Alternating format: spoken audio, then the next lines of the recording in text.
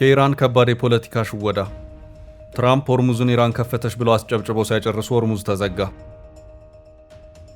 This will be a great and brilliant day for the world because Iran has just announced that the Strait of Hormuz is fully open and ready for business and full passage. የሆርሙዝን ዛሬ በድጋሚ መዘጋት ዓለም አቀፍ ሚዲያዎች በሰበር እየዘገቡት ነው። Fire, Iran then saying it had closed the Strait of Hormuz. The White House had demanded Iran open the critical passageway. ኢራን ትራምፕ የሚናገሩት አይገባኝም የምትወው የኒውክሌር ፕሮግራምም ሆነ የማስረክበው የበለጸገ ወይም ኢንሪችድ ዩራኒየም የለም ስትል አስታውቃለች። Iran said, again, we have not agreed to that. And in fact, an Iranian news agency just posted before this show began that Iran considers the enriched uranium, quote, as sacred to us as Iranian soil and will never be surrendered. ፍጥጫው ወሳኙ ነጥብ ላይ እንደቀጠለ ነው።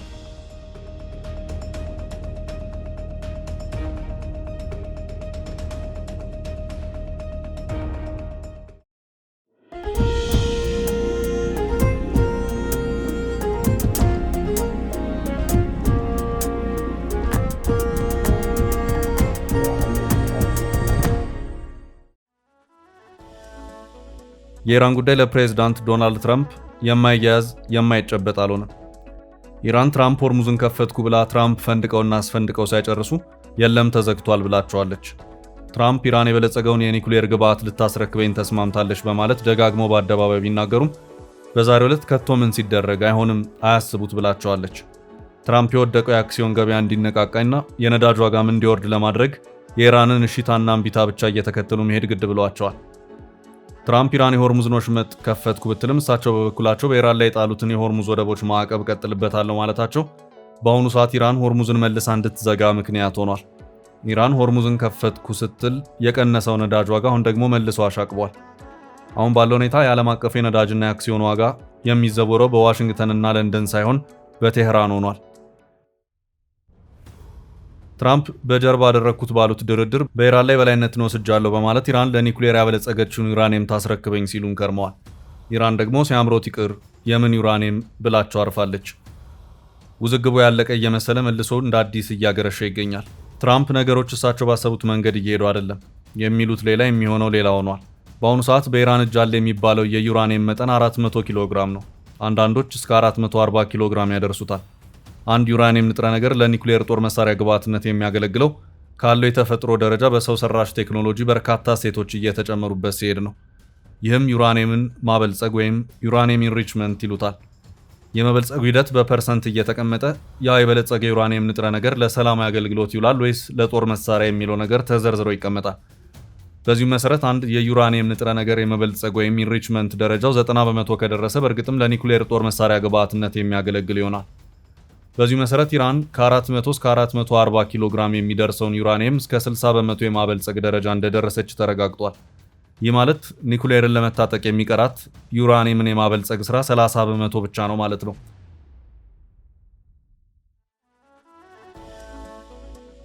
አሜሪካና እስራኤል ከኢራን ጋር ወታደራዊ ግብግብ የፈጠሩትም እዚህ ጋር ነው። የኒውክሌር ጠበብቶች ዩራኒየምን የማበልጸግ ስራን በአግባቡ መከወን ከተቻለ ሌላው የኒውክሌር ግንባታው ስራ ብዙም እንደማይከብድ ይናገራሉ።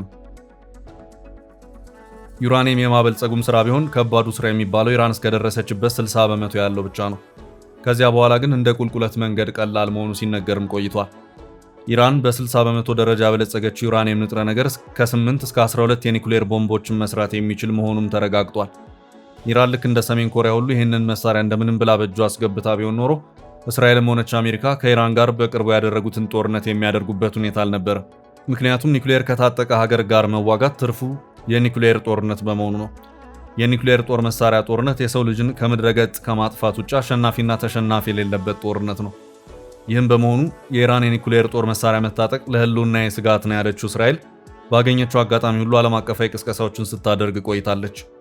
በኢራን ላይ ማዕቀብ ጫናዎች ተጠናክረው እንዲቀጥሉም ብዙ ሰርታለች። ኢራን በዓለም አቀፍ ደረጃ የምታንቀሳቅሰውን በ100 ቢሊዮን የሚቆጠር ዶላር በእገዳ ስር እንዲሆን አድርጋለች። በእነዚህ ሁሉ ሂደቶች ኢራን የበለጠ እስራኤል ላይ ጥርስ እየነከሰች እንድትሄድም አድርጓታል። ከዚህ ባለፈም እስራኤል አንድ ቀን ከኢራን ጋር ፊት ለፊት ልፋለም እችል ይሆናል በሚል ዓመታትን የፈጀ ዝግጅትንም ስታደርግ ቆይታለች። ሆኖም ብቻዋን ከኢራን ጋር መፋለሙን አልመረጠችውም። አሜሪካ የግድ የዚህ ጦርነት አካል መሆን አለባት። እናም የእስራኤሉ ጠቅላይ ሚኒስትር ቤንያሚን ኔታንያሁ ከቀድሞቹ የአሜሪካ ፕሬዝዳንቶች ባራክ ሁሴን ኦባማ ጀምሮ እስከ ጆ ባይደን ድረስ ከፍተኛ ኢራንን አብረን እንውጋ ቅስቀሳ ሲያደርጉ እንደነበር በቅርቡ የወጡት መረጃዎች አመላክተዋል። ይህንን እውነታ በቅርቡ ይፋ ያደረጉት የቀድሞ የአሜሪካ የውጭ ጉዳይ ሚኒስትር ጆን ኬሪ ናቸው።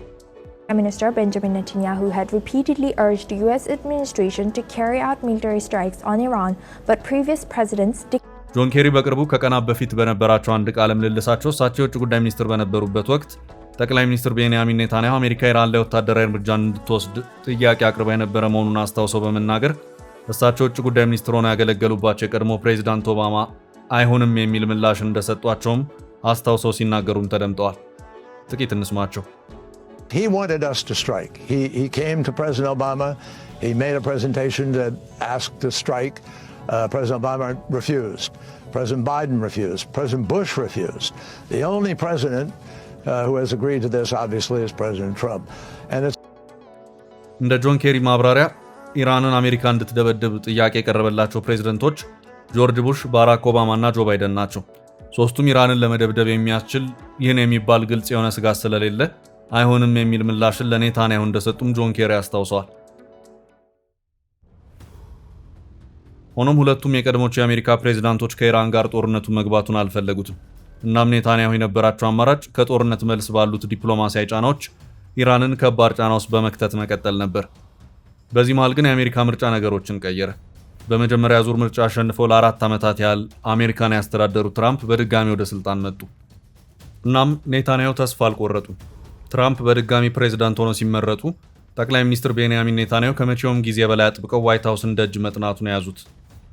ጠቅላይ ሚኒስትር ቤንያሚን ኔታንያሁ ትራምፕ ለሁለተኛ ጊዜ ተመርጠው ስልጣን በያዙ በአንድ ዓመት ጊዜ ውስጥ ለ7 ጊዜያት ያህል ዋይት ሃውስ እንደተመላለሱ መረጃዎች ያመለክታሉ። Israeli Prime Minister Benjamin Netanyahu arrived at the White House for a sit-down with President Trump for his 7th meeting with the Commander-in-Chief since he returned to office. We had a very good talk. We spoke at 8 o'clock in the morning hour time, and it was a very productive talk. I mean, we have a few very thorny issues, as you can. ጠቅላይ ሚኒስትር ቤንያሚን ኔታንያሁ በፕሬዝዳንት ዶናልድ ትራምፕ ሁለተኛ የስልጣን ዘመን ተሳክቶላቸው ከአሜሪካ ጋር በጋራ በመሆን ኢራንን ለ39 ቀናት ተዋግተዋል።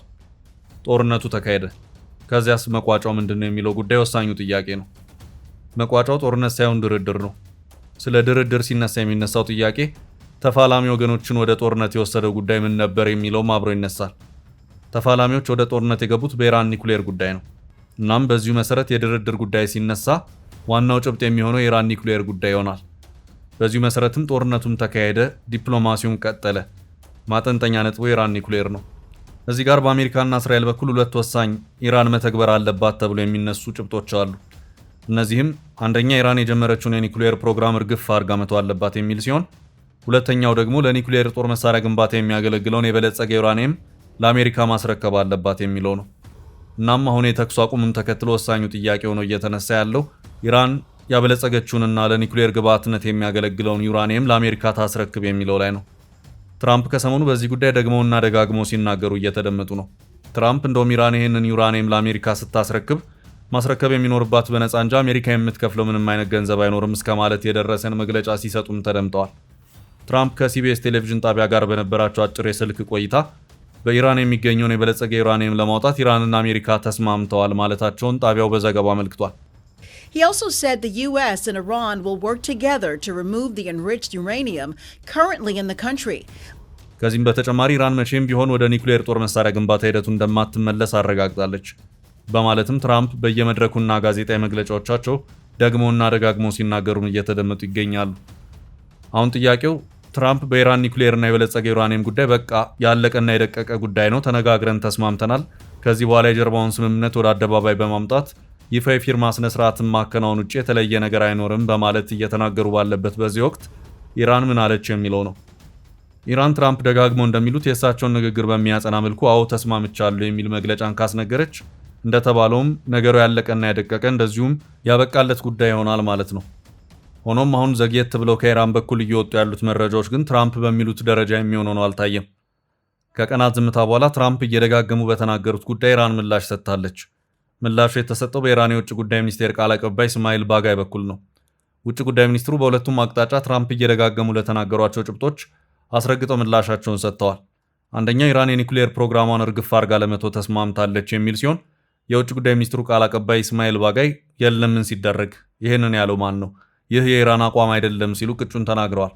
ከዚህ ውጭም የኢራን ውጭ ጉዳይ ሚኒስትር እስማኤል ባጋር ያነሱት ጉዳይ በለጸገ ዩራኒየም ወይም ኢንሪችድ ዩራኒየም በተባለው ጉዳይ ነው።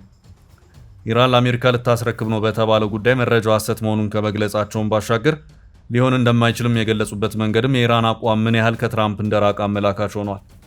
የበለጸገው ዩራኒየም ለእኛም እንደ ኢራን አፈር ቅዱስ ነው ያሉት ቃል አቀባዩ ይህ ዩራኒየም ይሰጠናል ብላችሁ አታስቡት ብለዋል። አሁን ወሳኙ ነጥብ ያለው በኢራን ምድር ያለው የበለጸገ ዩራኒየም በአሜሪካ እጅ ይገባል ወይስ አይገባም የሚለው ላይ ነው።